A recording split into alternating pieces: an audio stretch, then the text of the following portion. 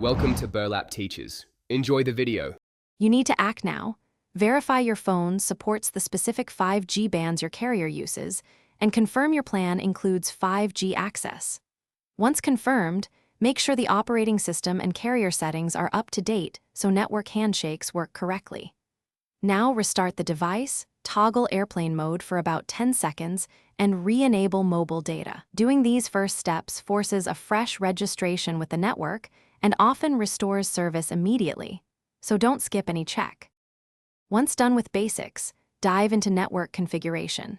Set your preferred network mode to 5G/4G/3G auto, or manually select a 5G band like N78 if your phone allows it.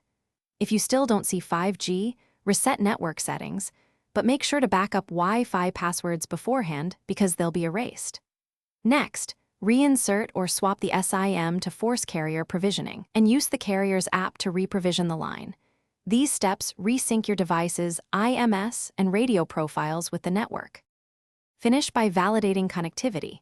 Use a network info app to check 5G indicators and signal metrics like RSRP and SINR so you can describe the issue.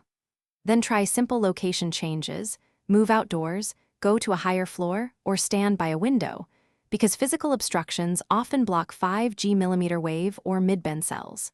If problems persist, contact your carrier with the diagnostic details and request a tower or profile reset. If nothing works, ask for a SIM replacement or a technician. Thanks for watching. Consider subscribing if this video helped you.